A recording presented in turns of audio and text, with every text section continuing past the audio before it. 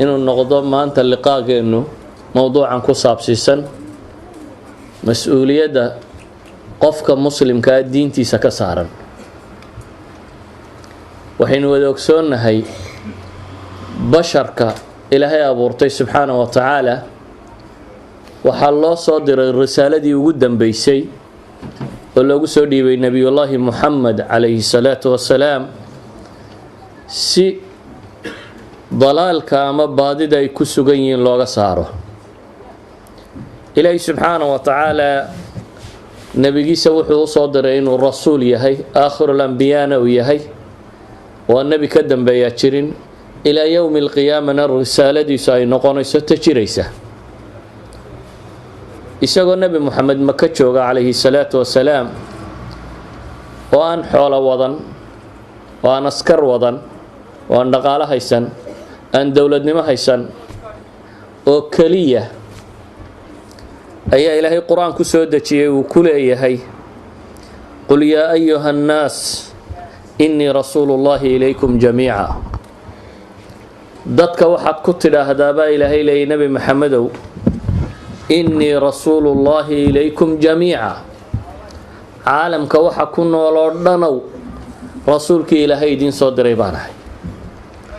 wax gacantiisa ku jiraana ma jiraan. magaalada maka la yidhaahda ayuu joogaa, dhaqaale ma wato,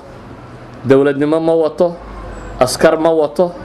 malaa'ig dadka usoo qabqabanaysaa lama socoto, miidiyahanaynu maanta haysaniyo waxaanay agtiisa ma yaaliin. haddana rabbi subxaanahu wa tacaala wuxuu nebi moxamed ku leeyahay calayhi salaatu wasalaam, qul dadka ku dheh yaa ayuha annaasu innii rasuulullaahi ilaykum jamiica. wardadow ilaahay rasuulkiisii baan ahay dhammaantiin. wamaa arsalnaaka ilaa raxmatan lilcaalamiin. kumanan soo dirin baa ilaahay yidhi inaanu dunida dhammaanteed kuugu naxariisanayno mooyaane. tabaaraka aladii nazla alfurqaana calaa cabdihi liyakuuna lilcaalamiina nadiira. waxaa wax barakeeya ama waxa weyn allaha subxaanahu wa tacaala ku soo dejiyey furqaan addoonkiisii nebi moxamed calayhi salaatu wasalaam liyakuuna lilcaalamiina nadiira. caalamkao dhan inuu noqdo. wa uxiya ilaya hada alqur'aanu liundirakum bihi waman balaq. waxaad tidhahdaa baa layidhi qur-aankan baa laysoo waxyooday si aan ugu digo idinka iyo cidda kale uu gaadhaba. nebiga calayhi salaatu wasalaam waxaa macruufa inuu wakhti yar noolaa. waxaa macruufa risaaladaasi inuu xambaarsanaa 23 sano oo isagoo dhowr iyo 60 jira dhintay. haddana qur-aanku wuxuu leeyahay dunidoo dhan adaa laguu diray. yaa qaadaya markaa risaaladatan? nebiyullaahi moxamed calayhi salaatu wasalaam isagu intuu noolaa wuu dadaalay ilaa rabbi uuga markhaati kacay oo la leeyahay falacallaka baaqicun nafsaka calaa aathaarihim in lam yu'minuu bihada alxadiidi asafa. ilaa rabbi uu ka leeyahay subxaanahu wa tacaala, nebi maxamedow waxaad ku dhadhowdahay inaad naftaada halaagto dadku markay ku rumayn waayaan. yacni dadaalka uu bixinayo iyo sida uu dadka hidaayada ula jeceliyay. laakiin su-aasha isweydiinta le waxa weeyaan, yaa qaadaya? nebi moxamed calayhi salaatu wasalaam saxaabadiisa markuu la hadlayay waxa uu u tilmaamayey, waar ma idin soo gaadhsiiyey buu lahaa. alaa hal ballaqtukum? waar ma idin soo gaadhsiiyey? markaasay ugu jawaabayeen oo ay lahaayeen haa, waadna soo gaadhsiisay. nebigu calayhi salaatu wasalaam isagoo la hadlayabuu wuxuu lahaa carafa isagoo taagan, allaahuma hal ballaqtu allaahuma fashhad. ilaahayo waan gaadhsiiye markhaati ka ahow. anugu kuwan baan raray oo faray inay risaalada xambaaraan oo dunida inta kale gaadhsiiyaan. anigu ilaahayo waan gaadhsiiyey, taasiyo markhaati ka ahow baa alla leeyahy subxaana wa tacaala. saxaabadu markuu weydiiyey maydin gaadhsiiyeyna haa bay lahaayeen. xajatulwidaac markuu carafo sidan ka lahaa, masjidu khiif markuu joogayna nebigu wuxuu lahaa ruba muballaqin aw caamin saamic. waxaa la arkaa mid la gaadhsiiyey inuu ka weelayn bato midii dhegaystay. yacni wuxuu nebigu u tilmaamaya calayhi salaatu wasalaam in ay muhim tahay dadkii isaga la socday inay qaadaan risaaladatan oo dadka kale gaadhsiiyaan. bale nebigu wuxuu ka gaadhsiiyey calayhi salaatu wasalaam xad uu u tilmaamo. maalan khaybar, ghaswatu khaybar, dagaalku nebigu yuhuudda la galay ee meesha khaybar la yidhaahdo ay ku darireen. khaybar waxaa ku yaalay qalcado ay nimanka yuhuudeed leeyihiin, dabeetana waxaa adkaaday in la furto. xusuuntaasi dhib bay ku noqotay in la furto. markii maalmo la waday uu dagaalkii guulaysan waayey buu nebigu wuxuu yidhi calayhi salaatu wasalaam, subaxii dambe waxaan u dhiibayaa raayada mid ilaah iyo rasuulkiisa uga jecel yihi. nebigu calayhi salaatu wasalaam raayat aljihaad wuxuu u dhiibay caliy bna abi aalib radia allahu canhu. cali markuu nebigu la dardaarmayey nin ciidan wata oo hogaamiye ciidana biluqati alcasri, yacni janan ciidan wata, maxaad filaysaa inuu noqdo dardaaranka la siin lahaa? yacni maskaxda bini aadamka ee caadigii waxay ka fakaraysaa dardaaranka la siinayaa inuu noqdo uun sidii uu wax u jabin lahaa ama uu guulaysan lahaa ama dagaalkan uu xoog badan lahaa. nebigu calayhi salaatu wasalaam wuxuu ku yidhi isagoo cali la dardaarmaya, lan yahdiya allahu bika rajulan waaxida khayrun laka min xumri nacam. xadiidka saxiixu muslimka ku yaalla wuxuu nebigu leeyahy calayhi salaatu wasalaam, qof qura in ilaahay gacantaada ku soo hanuuniyo ma aha inaad boqolaal askari ka disho ama meesha furato lagama hadlayo. waxaa laga hadlayaa mishanka iyo sababta loo dagaalamayaaba inay tahay in risaale la faafiyo,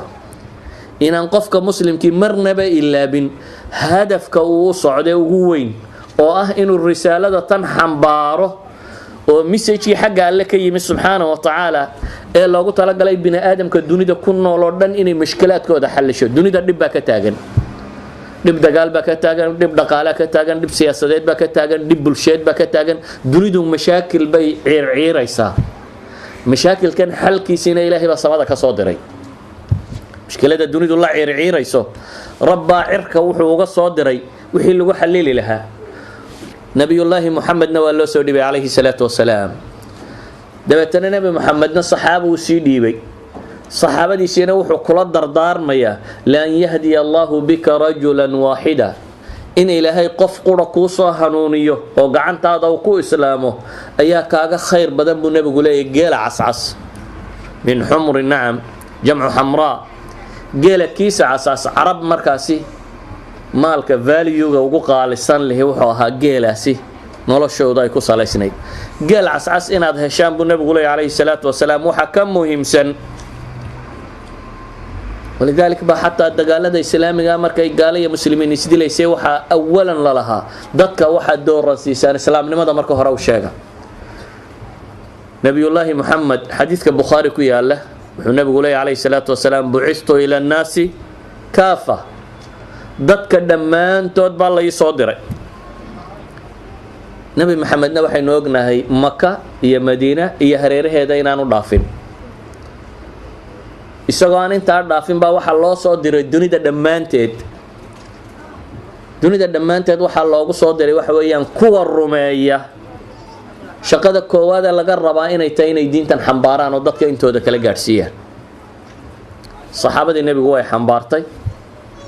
waxay gaadhsiiyeen umamkii kale, taabiciintu way xambaareen, waa sii wadeen. lacalla maanta inta caalamulislaamiga lagu tilmaamo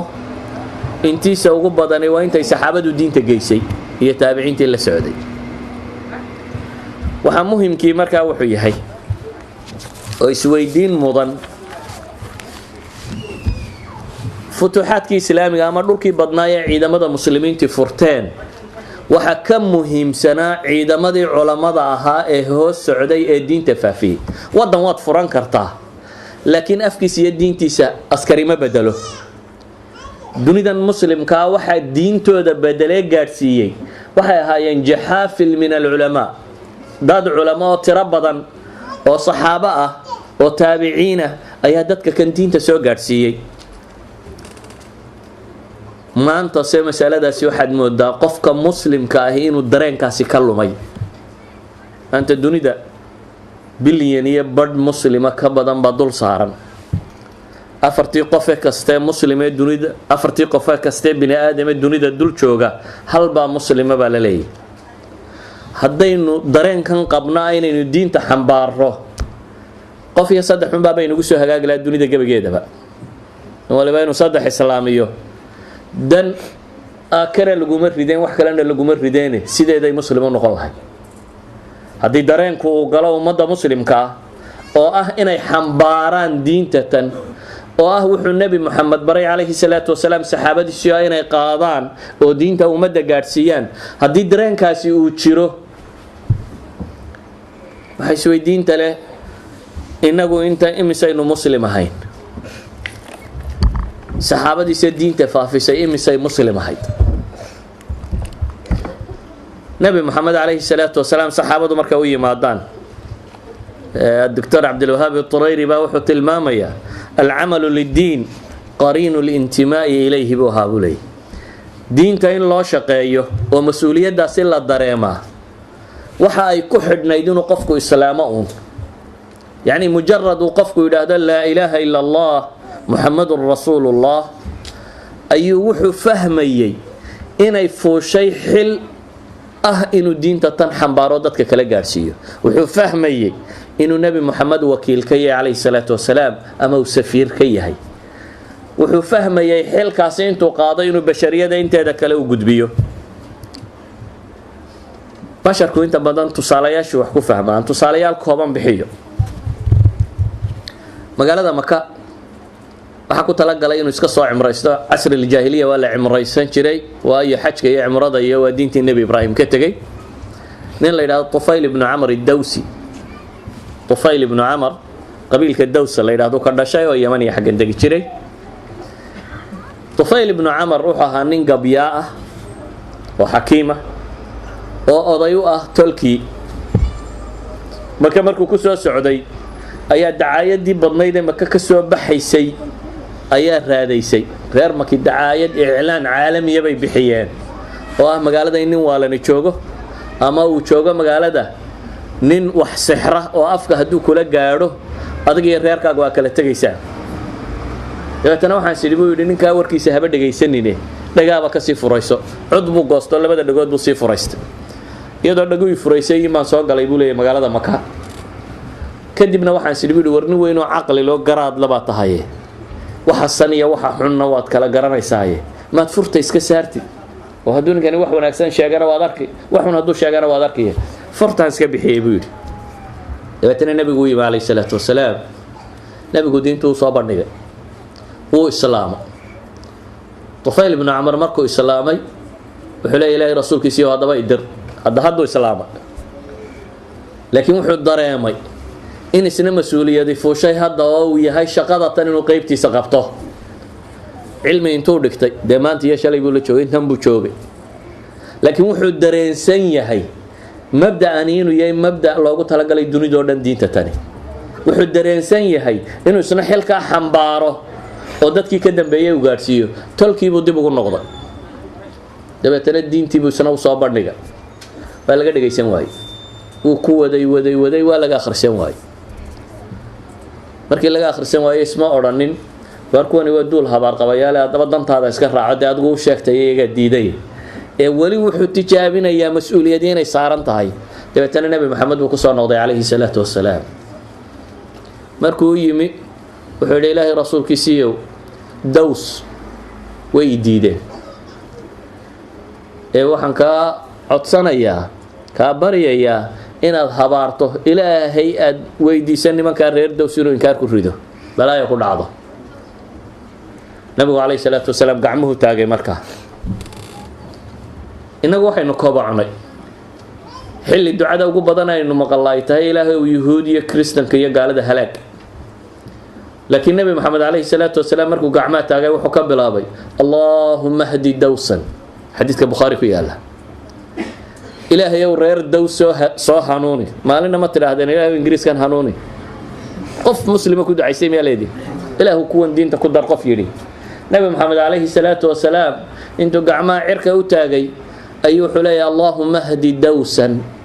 ilaahay ow reer daws diinta bar oo ay hanuunaan oo diintu qalbigooda gashaan tufayl ibnu camar idawsi dib buu u noqday haddana mar kale ayuu tijaabiyey inuu dadka diinta ugu yeedho waqti yar kadib buu soo noqday isagoo wada 78 raga oo ay ka mid yihiin muslimiinta aad taqaaniin kuwa ugu macruufsan. ninka inta yar nabi maxamed la joogay baa keenay, bale xadiidka ugu badan ninka uu inaga soo gaadhay Abu Hurayra sama wada taqaaniin. Soomaalida waxay dhahaan kitaab Abu Hurayra laga wayda kitaab maaha. Abu Hurayra doos Tufayl ibn Amr ad-Dawsi baa keenay isagoo wada. dabeetana Abu Hurayra wuxuu ku takhasusay inuu nabi maxamed 3 sanadood habeen iyo maalin iska daba socdo, meel la aanu qabanin, uu galo dawraad mukaffafa intensive courses oo 3 years 3 sanadood, waanu meel la uga bixin habeen iyo maalin ba inuu wax barto oo xifdiyo diinta tan. 5 kun oo xadiis wax ka dhow ama ka badan baa inaga soo gaaray. يعني waxaan leenahay mas'uuliyadu dareemay Tufayl ibn Amr ad-Dawsi waxay keentay inay ku asaxdo xadiidkii nabiga maxay ahaa rubba muballighin aw aamin saami'. waxa la arkaa buu nabigu yiri mid la gaarsiiyay inuu ka weelayn badan yahay kii dhageystay. Tufayl iyo Abu Hurayra ya soo horeeyay. Tufayl ma ku islaama, Abu Hurayrana ma wuxuu islaamay ghazwatu Khaybar markii lagu sii socday sanadkii 7 hijriyada meelahaasi. haddana imisa maqashan Tufayl ibn Amr xadiisi wariyay, imisa Abu Hurayra maqashay xadiisi wariyay. yani waa qof dareemay inuu mas'uuliyad xambaaro. waxaan leenahay ummadii muslimiinta ee nabiga la noolay alayhi salaatu wasalaam, مثلا أبو ذر الغفاري saxaabiga la oran jiray, isagoo diin raadisu maka yimi, waa ka sheeganaya inuu rubcul islaam yahay, inuu qofkii saddexa afraad islaama u yahay. علماء الحديث لكن waxay leeyeen dad badan oo qarsoon ku horeeyay baa jira. على كل حال waqti aan islaamku macruuf ahayn maka buu soo galay isagoo diin raadinaya. Ali ibn Abi Talib la kulma oo arkay ninkan qariibka ee magaalada jooga, markuu weydiiyayna wuu waramay qadiyadu siday markaa xasaasiga u ahayd. Ali wuxuu ku yiri idabagal, dabeetana calaamad baan ku tusinayaa, haddaad calaamadaasi aragto waxa weeyaan albaabkii nabi maxamed meeshuu joogay alayhi salaatu wasalaam waa khatar, iska dhaaf. yani inaad nabi maxamed aragto la hadashaaba dambiya oo lagu dilaya. marka wuxuu leeyahay haddii uu jaanis meesha ka jirana calaamad baan ku tusin oo waad soo gali, haddii aanu meeshu ay miinaysan tahayna calaamad kale aan ku tusin oo waad dhaafi, waad iska socon. laba nin aan wada socon oo kale aynu iska dhigaynaa. Abi Dhar sidii buu ku soo dabagalay, dabeetana calaamad baa la tusiyay inuu nabigu u tagi karo. nabi maxamed buu yimi alayhi salaatu wasalaam, diintu nabigu u soo bandhigay. markuu nabigu diinta u soo bandhigay ayuu nabigu wuxuu ku yiri waad aragtaa xaaladaanu ku noolay siday tay, ilhaq biqawmik fa idha balagaka dhuhuri fatini. tolka qababu ku yiri maka waad aragtaa duruufta qofka ila kulmay in la tumayo qof kala daayay. marka meeshii reerkiinu deganaa iska qabo oo nin reer Bani Ghifaara, marka aad maqasho inaan guuleystay uuni kaalay buu ku yiri nabigu alayhi salaatu wasalaam. Abu Dhar waa ka soo noqday nabiga, laakiin wuxuu dareemayaa in isna mas'uuliyad saaran tahay. horta intaanad la gaadhin buu isii reer Bani Ghifaar maad Quraysh kaga dhex dhawaaqday tawxiidka. intuu yimi naadigii Quraysheeda Kacbada agtiisa ahayd ayuu dhagaa isqabtay isagoo tawxiidka ku dhawaaqaya. dabeetana Quraysh waaba yaabtay, war muxuu ahaa wiilkan yare naadigii Quraysheed waxaan kaga hadlayaa. gacanta loo qaado waa la tumay, iyadoo la tumaya waxa ku soo baxay Abbaas ibn Abdul Muttalib. dabeetana wuxuu yiri war ninkan garaacaysan ma garanaysaan? may baa leeyay waa nin reer Bani Ghifaara ee xagee safarkiinu maray buu yiri. Quraysh baa mushtar bay ahayd, tijaaradoodu wixii xagga waqooyi ka yimaada iyo Shaam iyo dhulkaasi oo dhan bay soo mari jireen. wixii Indiya iyo dhanka ka yimaada xaggan Yamaneed soo maraana waday soo mari jireen. rixlata shitaa'i wa sayf, laba safaro midna xagaaga yimaada midna winterka yimaada bay lahaayeen oo tijaarada keena. kan markaa Shaam qabtaa wadada ay maraan ayuu qabiilkani dagaa, Bani Ghifaar la yiraahdaa. aqligi mantiqi ay fahmaysay Quraysh buu kula hadlaya, wuxuu leeyahay xagee dhaqaalihiinu soo u shaqayn doona dhaqaalihiinu haddii nin reer Bani Ghifaar ah dishaan marinka la idin fadhiisane gacanta laga qaaday. marka waa la iskaga tagay. Abi Dhar la tumay isma oran iska tagay, wuxuu yiri war mala shaqadii si fiican wali uma gudan dhalinyaradu waxbay ka xamaas badan tahay waa nin dhalinyaro ah barina ku celi weey baritadii buu ku celiyay markaas haddana la tumay Abbaaskii baa haddana Ilaahay ku soo saaray warninkani waa ninkii reer Banu Ghafaar tumaysaan baa iskaga tagay wuxuu yiri wali ma ahe ku celi maalin saddexaad baa haddana ku celiyay haddana waa la tumay Abi Dharr iska tagay akhiran tolkii buu diintii uu soo dhageystay buu tolkii uu la tagay wuxuu nabiga u yimi calayhi salaatu wasalaam isagoo nus wada qabiilka gabigiisii baa nus isagoo wata haddana dib buu u noqday wuxuu la yimi isagoo qabiilka nuskii kale iyo qabiilka loo ilmaadeeriyiin oo aslan la yidhaahdo wada waa ka xadiidkii Bukhaari nabigu lahaa calayhi salaatu wasalaam Ghifaar ghafara Allahu laha reer Bani Ghifaar إلهي الدنب جوده هذا فمن النبي عليه الصلاة والسلام وأسلم سالمها الله خير سلمنا الله النبي قاليو أي النبي عليه الصلاة والسلام كنت عيني يعني وحي أهاي المسؤولية وحو دريمي يقفكوا إنه إسلامه وهو شهادته وحو دريمي إنحل دين تتنكسر أنت بل وحصار أروري إنه الرجب النبي عليه الصلاة والسلام هشيس كل جليي وعلى قومك إنه لها إما كو إسلامه ونبي هشيس لجليا ده ترى طال كاره هشيس كوقات النبي لها وكي الضمام الأزدي وحوا هانين قلنا شينكو دك رجال جليا وحكوا تفطفه ده تنوح مغلق نيو عالم بمكتشوجا إلا دعاية ويفافطيه دعاية هذه ميديا لقات ربضيو ده ويفافيسا حد ما لقارسي دتك عربيدك لا يفهم النبي محمد إنه والين يهي يا أيها الذي نزل عليه الذكر إنك لمجنون تقرأه سهرت وحين مقالة صاق علي دلتنا وحنا نقول وربلن كان والنا شيء سنية الماما وحرام طفطفاية بلوام وحقوا آخرية وإنت سوعة في مهداي نبي محمد بالله هادين يين وحقوا طفاه مقالة أنا بقول دلتنا نبي قوي عليه الصلاة والسلام دلتنا وحولي محمد وحن مغلينا تحانوسان يسوه أنا قلنا الضبيلة وحباب كتفها ده ما حيكون لهم مغطينا كتفها هذه هذيك صار له قولنا قبل ما حد سمع له هنا الدجال تابع كل دوان له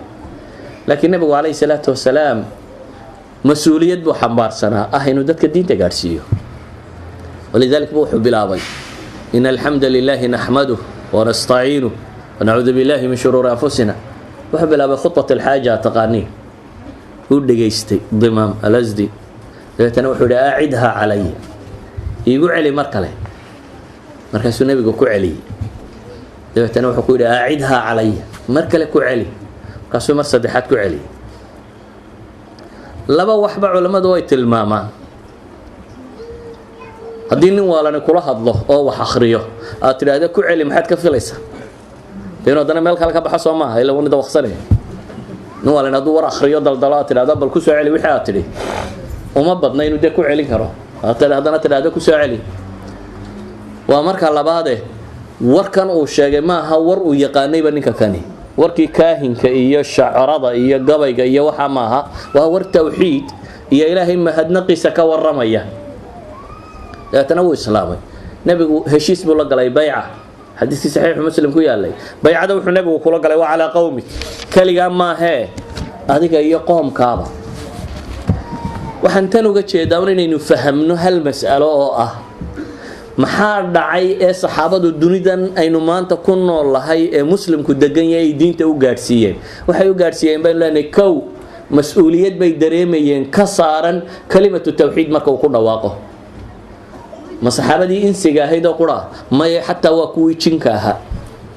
oo jinkuna inuu dacwada xambaaray saynu u goran karnaa rabbu samaawaati wal ardi ba ka waramay ilaahay wuxuu ka waramayaa nabi muhammad alayhi salaatu wasalaam jinkii u yimi ee islaamay markii ay islaameen baynayna dacwadaasi xambaareen oo ay gaarsiiyeen maxay qoomamkii ka dambeeyay wa sarafna ilayka nafaran min al-jinn yastami'una al-Qur'an falamma hadaruhu qalu ansitu falamma qudiya wallaw ila qawmihim mundirin falamma qudiya wa yimaadeen markay u yimaadeen ansitu bay dhaahdeen war balaamusa dhageysana waxa la akhrinayay markay dhageysteenna الدمومنت إلهي وحلاية فلما قضي walow ilaa qowmihi mundiriin markuu nebigu dhammeeyey calayhi salaatu wasalaam warkii uu sheegay ee qur-aankii uu akhrinaya u dhegaysteen waxay ku laabteen tolkood iyagoo digaya oo maxay leh qaaluu yaa qowmanaa innaa samicnaa kitaaban unzila min bacdi muusa tolkaya waxaanu maqalnay kitaab soo degay kii nabi muuse gadaashi kitaab kaloo ka dambeeyey baanu maqalnay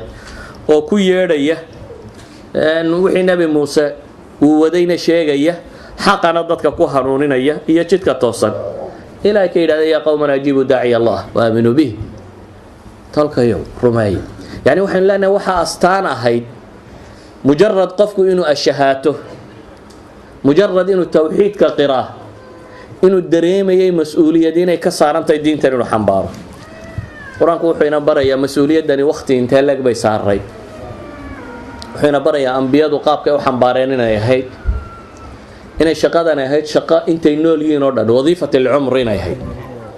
walidaalika baa qur-aanku wuxuu ka warramayaa nebi nuux innii dacawtu qawmii leylan wanahaara nebi nuux oo leh waxaan dadka diinta ugu yeedhay tolkay habeen iyo maalinba waqtigii maxaa soo hadhay habeen iyo maalinba waan yeedhayay buu leeyahy wuxuu kaloo nebi isagoo habeen iyo maalinba yeedhay ayaa qur-aanku wuxuu tilmaamayay in la beeniyey haddana falam yazidhum ducaaya ilaa firaara qofka bini aadamka ahi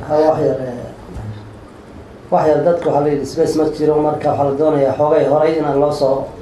loo soo kala durko si walaalihiina banaanka taagtaagan ay boos yar baad u helaan masaajidkii baa ciliilini waa marka idinkoo raalliya wax yar horay usoo sikada insha allah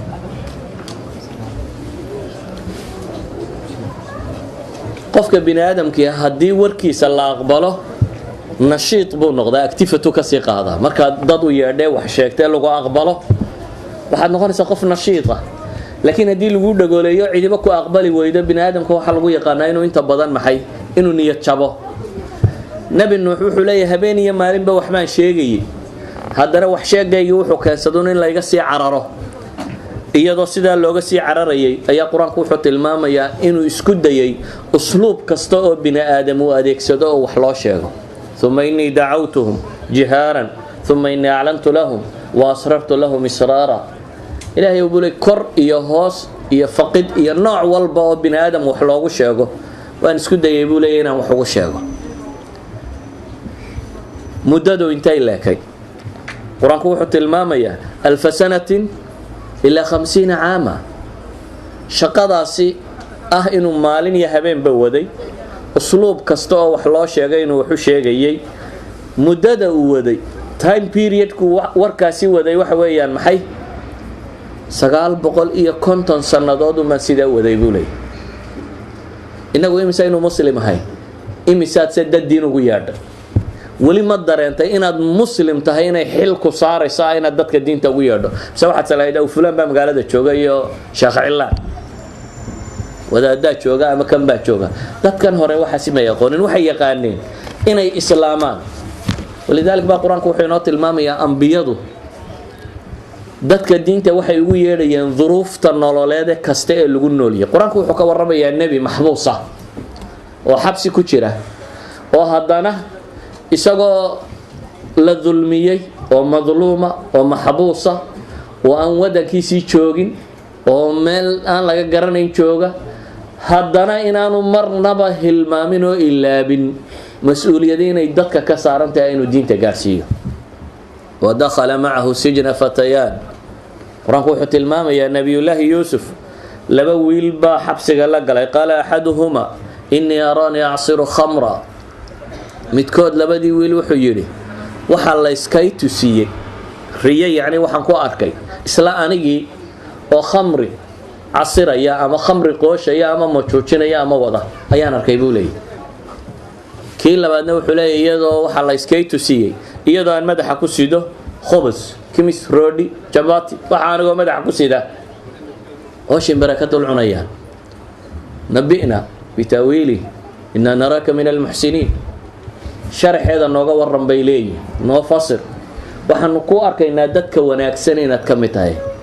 laba shayba u fiirso waxay weydiisanayaan inuu wax u kordhiyo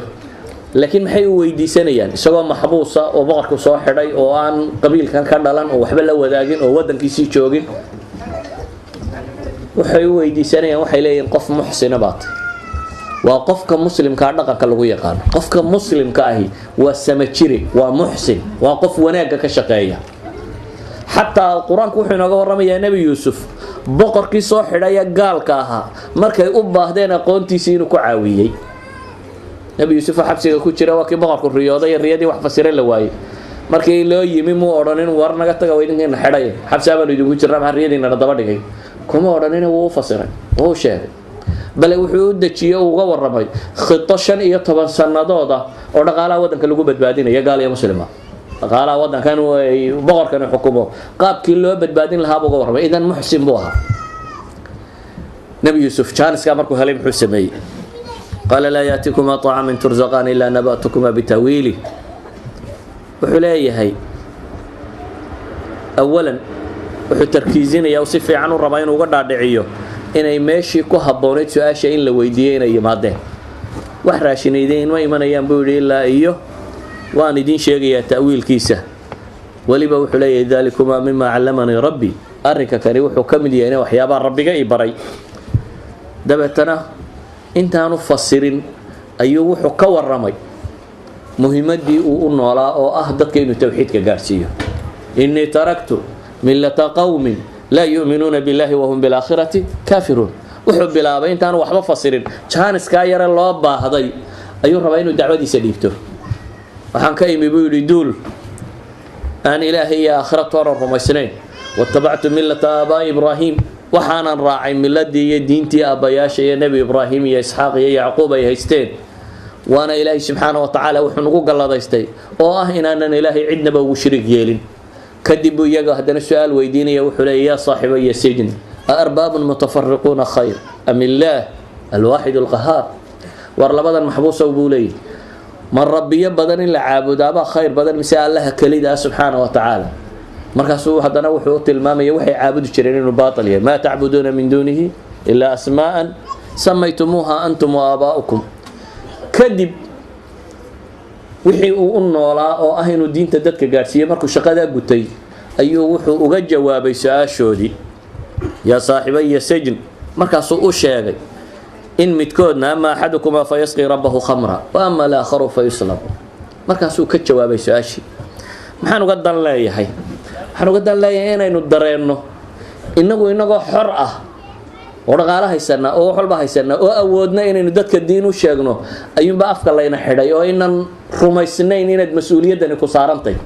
aad rumaysantoon adigu wallahi haddaad 5 salaadood ba tukatay oo soontay muslim de ka koowaad baa tahay baad rumaysantay ma ahay nabi maxamed wuxuu leeyahay allahumma hal ballagtu dadku lahaa umad ku jirta ilaahu waan gaarsiiyay marxaati ka ahaw waxaad ku jirtaa dadka aakhira loo oranayo maxaa dadka kale ku sameeyeen ma gaarsiiseen idinkuna إلا الرسالة دي إلهي سبادة كسودر الضاد أردن لوغو تلقلي إنت مدمدوية عرفت لوغو متلقلين بشر أردن با لوغو تلقلي أياد رميسان تيوسي دا هدانا ما أودد إنا دليفر قريسيد إنا ديبتيد ما أودد وحاو قرآنكو إنا برا يا أنبياد وسيدة يودق بجرين مثلا إلهي وحكا ورمي يا النبي نفتو كسيبا حيثو لكن أشقدا إلا بين هدانا أم كنتم شهداء إذ حضر يعقوب الموت إذ قال لبنيه ما تعبدون من بعدي مية شوكتين بالا ليه سبحانه وتعالى مركي النبي يعقوب جيرد أيوتمي نبي يعقوب مركي جيرد أيوتمي ماذا فعل حسمي إلهي وحليه سبحانه وتعالى إذ قال لبنيه ما تعبدون من بعدي مركو كل هذا إلهي لي عرورتيسي ورانيك قضاء الشيء عبدي دونتان يعني وحو هبنا إياه توحيدكii sida looga qaatay iyo diinta waxay ka yeelayaan carruurtiisa ma hubinayo ma weydiinayo xoolaha saa oran doontaan iyo reeraha saa u dhiqi doontaan iyo maxaa qaban doontaan ee wuxuu weydiinaya maxaa tawxiidka ka sameyn doontaan markaas waxay leeyihiin waxaanu caabudi doonaa ilaaha kalida subhanahu wa ta'ala cidna kula maanayn aynu ognay nabi muhammad alayhi salatu wasalaam isagoo inta dacwo sheegay hadana markay naftu ka sii baxaysay weerihii ugu dambeeyay oo lahaa waxa kamida Allah الصلاة وما ملكت أيمانكم نبي عليه الصلاة والسلام ديني يدعو كدر دار مي يسوع ينفتك سيبا حيسو وحلقيها بدتك بدينا يسليين وما أدو ما علمي بدن بعض ويا علمي كلك ويدي توحيدك سو ما تقاني waxa lagu islaamo kalimatu tawxiid iyo salaad iyo arkaanul islaam iyo arkaanul iimaan qofka waxa loo sheegaya waa kaasi falsafad iyo cilmi kale looma akhrinayo waxa loo akhrinayaa waa inuu islaamo waxa laga yaabaa inaad tiraahdo afkaanan garanaynin quraanku wuxuu inooga waramayaa midaan dadka afgaranayno dadka islaamiyay sabab ugu ahaa inay islaamaan qof muslim oo shimbirka Itaaliyar ma jira quraanku wuxuu ka waramayaa shimbir sababtay in ummad dhame ay islaamto mac boqoradoodii ilaahay subxaanahu wa ta'ala quraanka wuxuu kaga waramayaa shimbir hudhud la yiraahdo culimada Soomaaliyeed waxay jireen waa guuguule shimbirka hudhudka la yiraahdo ma guuguula nabi Suleymaan ciidan badan buu watay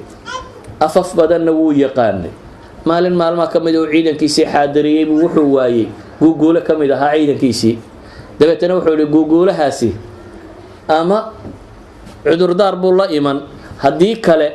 in la cadaabo iyo in la gowraco mid un bay noqon waa la ciqaabaya guuguulihii wuu soo noqdaa wuxuu yiri axattu bima lam tuhit bihi waji'tuka min saba'in binaba'in yaqiin nabi Suleymaan waa axattu bima lam tuhit bihi waraanad koobin baan soo koobay buu leeyahay aqoon baan hayaa war waxaan ka imi buu yiri Saba meesha la yiraahdo waa Yaman waxaanan ka keenay buu leeyahay naba yaqiin ah war dhab abaan kala imi Saba waa maxay warku wada inni wajadtu imra'atan tamlikuhum waxaan soo helay buu leeyahay duul gabadhay xukunto wa utiyat min kulli shay'in wa laha 'arshun 'azim gabadhaasi wax kasto boqortooyo u baahnayd waa la siiyay kursi weyn oo sariir boqortooyada waa haysatay oo hadduu soo arkay dawlad meel ka dhisan maxaa ku jaban waa kan waxa ku jaban wajadtuha wa qawmaha yasjuduna lishams waxaan soo helay buu leeyahay iyada iyo tolkeed oo cadceed caabuda ilaahay sokadii oo shaytaan uu jidkii alle ka weeciyay oo lunsan baa soo helay buu leeyahay iimaana wa innahu bismillahir rahmanir rahim alla ta'alu alayya wa atuni muslimin waraqa intaas ku qortay buu dhaqaaq waraqdi baa loo geeyay qisada maxaan uga jeedaa natiija waa maxay qalat rabbi inni dhalamtu nafsi wa aslamtu ma'a Suleymaan lillahi rabbil alamin natiijadu waa maxay hudhud ayaa wuxuu sababay in ay boqortooyadani islaamto ay tiraahdo inni dhalamtu nafsi ilaahay oo naftayda waa dulmiyay wa aslamtu ma'a Suleymaan lillahi rabbil alamin hudhudku shaqadu qabtay waa maxay wuxuu gartay isaga iyo qoladan inaanay safgaranaynin xataa hadduu tawxiidka u sheegi lahaa dan maxaa xal ah waxa xal ah wuxuu dunida ku og yahay cid ay safgaranayaan oo ay safgaranayaan quraanku waa ka tilmaamaya inuu nabi Suleymaan lahaa yaa ayuhan naasu ullimna mantiqa at-tayr nabi Suleymaan khudbadiisa waxa kamid ahayd dada waxa nala baray af shimbiraadka nabi Suleymaan af shimbiraadku yaqaan hudhudku markaasi wuxuu gartay inuu isagu risaalo xambaari karo ah warkan intuu qaado cid shaqadan qaban karta inuu gaarsiiyo isagana afgaranaysa qoladana afgaranaysa tawxiidkana sharxi karaysa qof muslimaan shaqada qaban karin ma jira hatta haddaanad afgaranaynin dadka daacad noqon kartaa dadka diinta waad gaarsiin kartaa maadaama shimbiriba uu ku guuleystay inuu bulsho dhan islaamiyo waxaan leenahay ikhwati fil aqiida waxa laga yaabaa inaad tidhaahdaan meesha culuma joogto oo wadaada jooga oo hebel iyo hebel baa jooga dad diinta sheegaya jooga war waxa mas'uuliyadu kuma dhacdo waayo quraanku wuxuu ka waramayaa magaalo saddex rasuul diiday saddex rasuul magaalo diiday oo haddana niman saddexda rasuul ba ahayn uu diin sheegayo wadrib lahu mathalan ashaab alqarya إذ جاءها المرسلون dadka waxaad u sheegtaa baa la leeyahay subxaanahu wa ta'ala tusaale wadhigtaa magaaladii saddexda rasuul ay yimaadeen ee arsalnaa ilayhim ithnayn fakadhabuhuma fa'azazna bithalith faqalu inna ilaykum mursalun qalu ma antum illa basharun mithluna ilaahi wuxuu ka waramayaa subxaanahu wa ta'ala magaala rasuul loo diray markaasay beenisay markaasaa mid kale loo diray markaasay beenisay markaasaa mid saddexaad loo diray haddaad soo gasho magaalo saddex rasuul diiday maxaad samayn lahayd rusushani ama nabi kale ha soo diro mundiriin ha ahaadaan sa mufassiriinta qaar qabaan ama rasul dhaba ha ahaadaan xagga rabbi ka timi magaalo saddex caalim oo ka waaweyn ay joogaan oo saddexdaba la diiday ama saddex rasuul oo ilaahay soo diray joogto oo waxba laga dhageysan waayo haddaad joogto adigu maxaad yeeli lahayd halka yaabana istiraahada shaqadii rasuulshaba laga diiday adiga maxaa ku yaala laakiin ilaahay wuxuu ina barayaa dhaqanka qofka muslimka siduu yahay wajaa min aqsa almadinati rajulun yas'a qala ya qaumi ittabi'u almursalin ittabi'u man la yas'alukum ajran wa hum muhtadun ibn hubayra wasiirkii la oran jiray caalimka haba wuxuu leeyahay qisada yaabkeeda waxa kamida buu yiri ninkan markii alla sifaynayay laguma sifaynin nin cilmi leh ama waxba laguma sheegin waxa lagu sheego qura maxay wajaa rajul inuu yimi xagee ka yimi wajaa min aqsa almadinati rajul ka waxa la tilmaamay muu ahayn nin xaadiro meelahan culimada ama rususha lagu diiday joogay magaalada dacalkeedu joogay aqsa almadina buu ka yimi wuxuu kaloo quraanku tilmaamaya yas'a warku markii uu soo gaadhay in rusushii la diiday ayuu magaalada dacalkeeda ka yimi waliba isagoo ordaya la leeyo rooraya oo raba shaqada inuu dhaqso u qabto markuu yimina muxuu sameeyay yaa qawmi ittabi'u al-mursaliin bulay janb ar-rusul buu ka hadlaya wuxuu leeyahay yaa qawm ittabi'u al-mursaliin wartalkayo rasuulada raaca waayo laba sababood ba ku raaca bulay ittabi'u man la yasalukum ajran raaca midaan ajar idin weydiisanayn ajarku waa maxay waa midaan magac maamuus lacag siyaasad waxba ka doonaynin qofka bini aadamka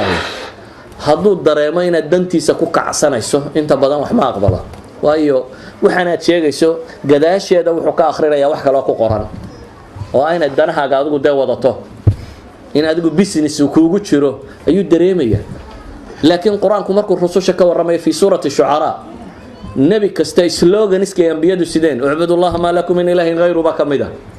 ilahi kaligii la caabudo maxaa kaloo nabi kasta la laha ku dadka qul la asalukum wax ajra idin ma weydiisanayo ku dhabala laha rususha waxa la leeyahay dawaa rasuulkii ilaahay soo diray dadka waxaad u cadaysaan ma asalukum alayhi min ajr xoolo idin kama doonayo ku dhaha idan wuxuu leeyahay ninka kani war marka koowaad waxa raacdaan cid aan dan idin kala hayn inay diinta ilaahay idin gaarsiiso mooyaane marka labaadna maxay ah wahum muhtadun iyagu hanuunsan quraanku wuxuu inooga warramayaa laba rasuul hadaynu kuwii hore xataa culimada tafsiirka qaadano quraanku wuxuu ka warramayaa laba rasuul oo talkood la jooga oo ilaahay gacantooda ku soo badbaadiyay oo hadana la beeniyay oo niman kale ka dhinac hadlayaan oo leeyahay rasuusha la raaco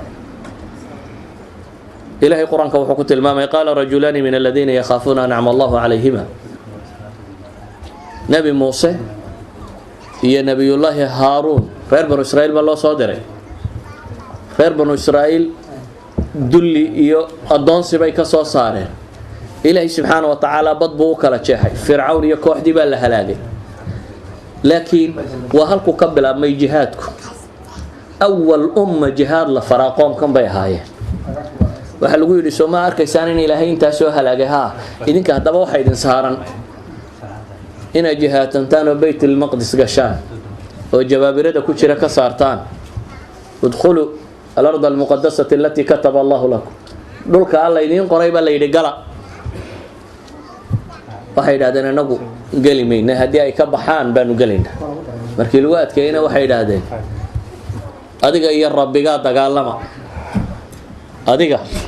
iyo rabbiga nabi Muuse dagaalama innaha huna qaacidun annagu halkaanu sii fadheenaye fircoon ba ilaahay iyada u bariyo gacantaada lagu burburiyay qoladanna adiga iyo rabbiga isku dayaba yiri annagu waa sii joogeynaa laba rasuul baa la diiday markaas wacdi dhan waday markii la diiday ilaahay quraanka wuxuu ku sifeynaya laba nin oo kale aan rasuul ahayn oo waa maxay qala rajulan min alladhina yakhafuna an'ama Allahu alayhima qala rajulan وحصفه كلا لما سعته مجرد رجلان بلغوا سفيه لكن محل الراعي من الذين يخافون أنعم الله عليهما لبنن وقوة الله كعبسنا يكمده وإلهي سبحانه وتعالى كن نعمة استيقيسني ما يرغني ما يكالديك أي وحي كوي راهدين ادخلوا عليهم الباب فإذا دخلتموه فإنكم غالبون وعلى الله فتوكلوا إن كنتم مؤمنين وهذا الباب كوغا اسكتوا مدح وقلا هذا أساس ما يسان إلا نقولك إلهي بايدين قرية قرآن كهلا يدين كل شيء جاي قرآن كل شيء جاي الأرض التي كتب الله كدونا وانكو درينا ما وجوجنا دبينا هذه أي محاضرة ما خدمة هي تدخل تعرف waxa lagu yiri gala qisadoo dhan waxaan uga jeedaa waa laba nin oo laba rasuul oo la beeriye ka dhinac hadlaya waxaan ku soo koobayaa dariska dhamaantii nabi maxamed alayhi salaatu wasalaam goorma rasuul laga dhigay markiisa rasuul laga dhigay imisu xambaarsana iqra bismi rabbika alladhi khalaq wa maxay wa nabinimadii rasuulnimadana culimadu waxay yiraahdaan yaa ayuhal mudathiru qum faandir ka oo dig baa la yiri kan istuuduubayo qum faandir markii la yiri cilmi inta leeg ba ku soo degay yani waxaan oran karnaa waxoogaa ru'yada ku arkay iyo labada aayadood quraanka la tilmaamay waxaan ku soo koobaya markaa wuxuu yahay qof muslima oo aan diintan sheegi karin oo dad gaarsiin karin ma jiro laakiin waxa laga rabaa waxaad garanaysaa inaad gaarsiiso nabigu wuxuu yiri ballighu anni wala waaya ballighu ma shi'tum lama oran ballighu anni buu ku yiri nabigu alayhi salaatu wasalaam aniga wixii aan keenay dadkayga gaarsiiye laakiin waxa uu keenay dadka la gaarsiinaya waa maxay kutub akhriba hal aayadna ha noqotee faatixadu hadaba 7 aayadood mid kamid ah faatixadana ha noqotee dadka gaarsiin baa la yiri idan waxaan ku soo koobaya dariska kani dantan kale iyo dhami waa hal mas'alo ah war ma dareena mas'uuliyadda inay diintan mas'uuliyad inaga saarantay oo inaga saarantay inaynu hiil iyo hooba siino oo inaga saarantay inaynu faafino oo nafteena iyo gurigeena iyo qaraabadeena iyo dadkeena dhow iyo basharka intiisa kala baynaynu gaarsiino waxay diintu hadda ku soo gaadhay saxaabadii nabiga iyo taabiciintii baa iska xil saartay oo faafisay imikana waxa muslimo dhan loo gumaystay u socon weyday inaga isku koobnay oo waxba waynu sheegi weynay waxaynu awoodi kari weynay inaynu basharka aynu la noolay siiba kuwiina kan gaalada dhex degani hadda cudurdar bay akhriidii noqonaysa gaalka lagu dhex joogi karo hadii aad diinta sheegtaan dacwadu waxay ka mid tahay waxyaabaha baneeya in gaalka la dhex joogi karo hadii kale aakhiro joogistiina xataa in cudurdar weyda ma ka baqaya waa mas'uuliyadiini waa cudurdarkiini waa dantiini waa qaab loo cibaadaysto qaabka ugu fiican waayo qofka diinta soo gala wuxuu amal sameeyo dhan in leeg baa Ilaahay adigana ku qoraya hadaad midhoon islaamka ku darsato midkaasi wuxuu cibaadaysto oo dhan marka isaga loo qoro adna in leeg baa miisaanka lagu qoraya warada adigu 10 salaadood ma tukan kartid laakiin hadaad 10 ku darsato maalin kasta 10 baa tukanaysaa hadaad rabto marka inaad jarkaagu bato oo aad aakhira badbaado oo aad nabi maxamed safiir rasmi ka noqoto ilaahay diintiisa la faafiyo sallallahu ala nabi maxamed wa ala alihi wa sahbihi wasallam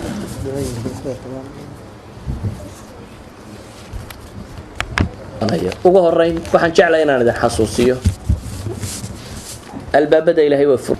qof waliba oo muslimi horta ayuu ka daalin inuu ilaahay baryo ilaahay baa ballan qaaday inuu ka aqbalayo bal sheegay inuu ka xishoonayo adoonkiisu inuu gacmaha soo taago alla ka aqbali waayo uu ka aqbalaya idan kalsooni isku beera markaana ama dhibta ka cabanaysa in ilaahay dhibta ka qaado xanuunadana ka qaado islaamnimada iyo diintoodana ku sugo innagana islaamnimada iyo diinta in alla ina fahamsiiyo inuu sugo kuwii xambaare ummadda inta kala gaarsiiyana inaga dhigo sallallahu ala nabi muhammad wa ala